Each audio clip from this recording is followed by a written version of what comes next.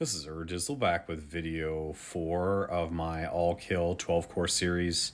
We just finished up Windswept and Harrowing, and now we're transitioning over to probably my favorite course, Crow's Nest, followed by Grizzly Gulch. And I enjoy the mix of par 3s and par 4s of the Crow's Nest. It's a fun, unique course.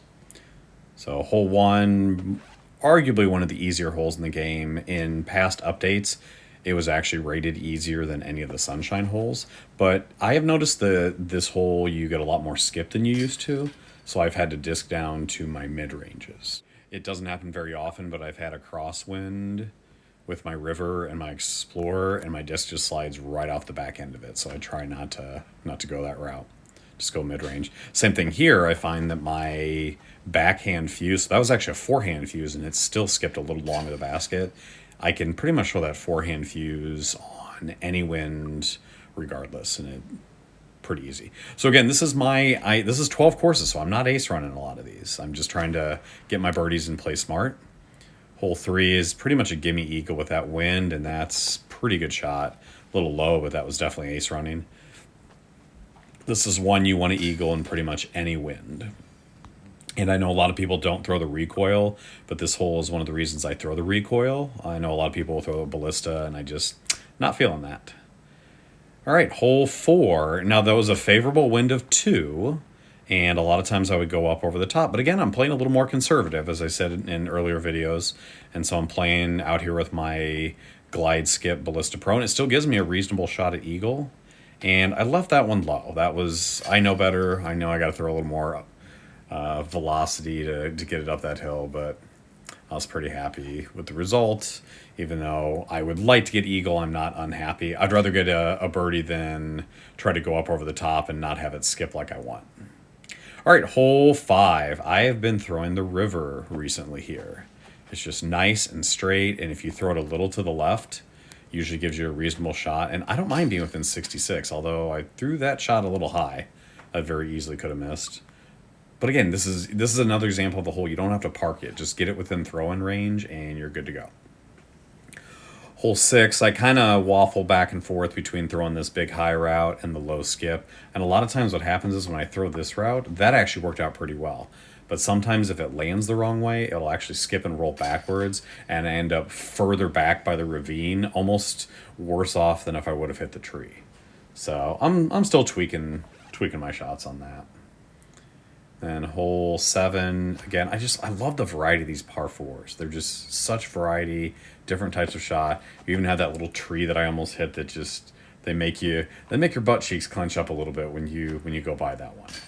But again, I would say in most wins, that's one you should get every time. Then hole 8, into the cave, just pretty shot.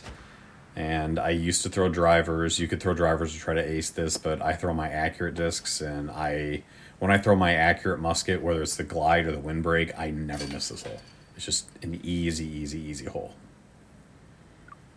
And then hole 9. So this is one you can be a little more aggressive. So I throw recoil. You could very easily throw a musket, but that's not quite aggressive enough. It might get a kick to the right. I don't know. Now, so I'd love to be up there in the 160 range. I will still try to run this with my forehand, but I've had a lot more times where I run this one. Get it. Where I hit that back wall right where that is right there, and it skips OB. So I've been watching that a little bit, but I like to get a little more aggressive with my recoil usually and try to give myself a better eagle shot. So 11 under, pretty solid. Nothing spectacular. I've shot better before, but I'm okay with that in this type of round. And then transitioning over to Grizzly. This is the first course that I'm a little worried about because there's a lot of opportunity. So I'm actually throwing my fuse here, forehand fuse. A lot of times I'll throw my forehand compass just to let it kind of curl around those trees. But there's a lot of eagle opportunities, but there's also a lot of danger. You've got the par 3s that can give you some problems, like hole 9. This one, if you try to get too aggressive, I'm going to throw a pretty easy disc right here is just my river. And again, I'm not trying to have that come back to the right. Just give me a shot out there to the left between the basket and the tree. And see what I mean? That's that ground play I was talking about. That's what happens on Crow's Nest hole 1 sometimes. It's just that little extra skip in the more recent updates.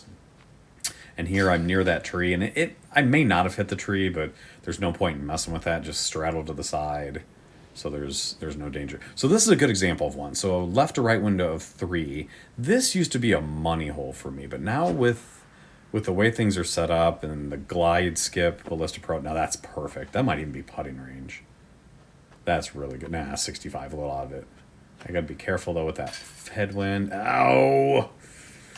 I thought that wind would push it. Now, on last video on harrowing, I missed that par 3 or par 4 putt from about 60 feet to throw in because I was being careless. And that one, I thought I had the right read on that one. Hole 4, I mess around with this a little bit depending on the wind. I like throwing it up over the bridge.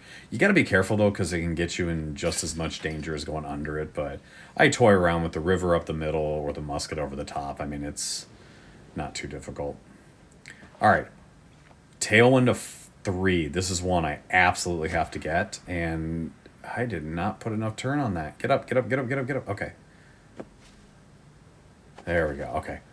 That's still not a gimme shot in this 3 wind, but in that 3 wind, you really got to get that one. So I'm going to putt this one from 63, and that is near the top end of my range. Yes, there we go. But I love seeing a tailwind of 3 on that hole, because that's a fun one. All right, hole 6. This is one, if you've been watching any of my videos, I've been doing this wide right route a little more, and I don't know if it's any better than the flex route, going up the middle and kind of turning over here. I aim for the same gap. So if someone asks me, like, why do I do that over the other one? I don't know. I've had better luck with it, but you could very easily convince me that the other way is better. But the fact is, if I can still get an eagle out of it, I really don't care. Hole 7. So this is another one where what I was talking about, how Grizzly offers eagle opportunities but dangers if you don't throw this correctly. So I went ahead and went with my musket, which that was semi-ace run. But you got to be careful when it comes down this hill. It could skip off a rock, roll into the water. And luckily, worst case scenarios, you get a par if it rolls into the water, because it's usually a pretty easy putt. But I really want to get birdie on that one.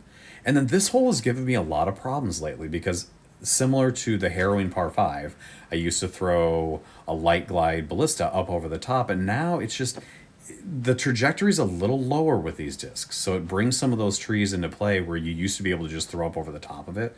And I'm going to kind of run this one a little bit. It's probably going to be a little short.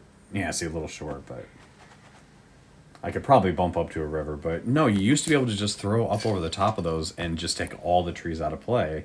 But the light discs, they're just, even the Light Glide Ballista Pro is just a little less height on it, so it brings some of the trees into play. And then hole 9, cave to cave. Now I know that looks like a bad shot. I actually don't mind hitting that left rock wall, because although that, I almost jinxed myself there, because that, I usually don't mind hitting that wall because it ricochets forward, and I was able to get that. But that was a little more dangerous than I was hoping for. So 11 under, again, pretty solid. I could do better on a couple holes, but overall in this format, I'm really not that upset with that. So my record on that one is much better. So if you look at my standings so far, the last 3 rounds, again, windswept was Oak Hill was subpar, but Harrowing Woods, I tied my course record, which again, I haven't grinded for that at all. And the last 2 have been pretty solid.